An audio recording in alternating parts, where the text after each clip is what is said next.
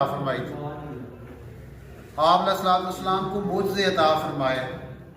معجزہ وہ چیز ہوتی ہے انسانی عقل جس کو سمجھنے سے عاجز ہو، وہ معجزہ آتا ہے، اور عام انسان اس کو نہیں کر سکتا۔ اللہ تعالیٰ انبیاء علیہ السلام کو معجزے عطا فرماتا ہے، اور اپنے نبی صلی اللہ علیہ وسلم کو 3 بڑے معجزے عطا فرمائے۔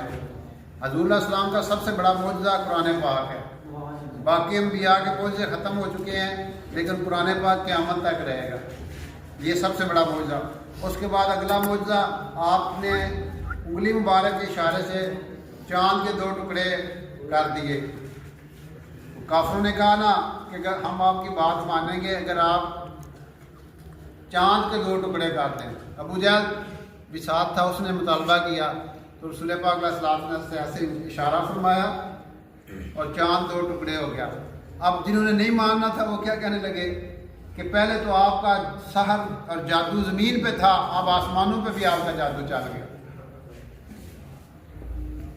یعنی نہ ماننے والوں نے نہیں مانا تھا، پوتر سے دلیلہ انہوں نے پہ دیو۔ اور تیسرا سب معجزہ جو ہے اللہ تعالیٰ نے اپنے نبی علیہ السلام کو معراج کا دیا تھا۔ معراج عروج سے نکلا ہے۔ اللہ نے اپنے نبی علیہ السلام کو اپنے پاس بلایا، بلندیوں پہ اپنے پاس بلایا۔ اور کس وقت بلایا؟ جب آپ معراج کے طائف کے سفر سے واپس آئے تھے، جہاں آپ کو بہت سی تکالیف کا سامنا کرنا پڑا تھا۔ آپ تبلیغ کے لیے گئے تھے، وہاں پہ لوگوں نے بات سننے کے بجائے بستی والوں نے آپ کے پیچھے بچے لگا دیے، جوان لگا دیے، وہ آپ پہ پتھر برسا رہے تھے۔ کتنے میل آپ علیہ السلام دوڑتے رہے، اور آپ کے نالین مبارک خون سے تر ہو گئے۔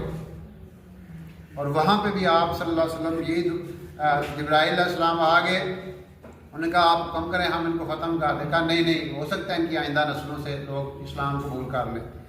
پھر آپ صلی اللہ علیہ وسلم کو معراج کا جو واقعہ نا آپ نے خود بتایا، صحابہ رضی اللہ عنہم نے مدینہ منورہ میں آپ سے پوچھا کہ یا رسول اللہ آپ ہمیں خود بتائیں کہ یہ واقعہ کیسے ہوا۔ آپ علیہ السلام نے پھر اس کا مفہوم بتایا، ساری ڈیٹیل بتائی کہ میں ام ہانی کے گھر آرام فرما رہا تھا، 2 شخص آئے، وہ مجھے لے کے مسجد حرام میں آ گئے جو بیت اللہ کعبہ شریف ہے، وہاں پہ حتیم میں رکھا، پھر زمزم کے پاس لے گئے، پھر وہاں پہ انہوں نے میرا دل چیرا، وہ کہتے ہیں نا اوپن ہارٹ سرجری کی، آپ کا قلب مبارک باہر نکالا، اس کو دھویا، اور آپ صلی اللہ علیہ وسلم کا جو ہے نا 4 دفعہ آپ کا قلب مبارک دھویا گیا۔ یوں سمجھ لیں 4 دفعہ آپ کی اوپن ہارٹ سرجری کی گئی، اور یہ سرجری یعنی ابھی شروع ہوئی ہے نا، یعنی آپ صلی اللہ علیہ وسلم سے یہ آغاز ہو گیا۔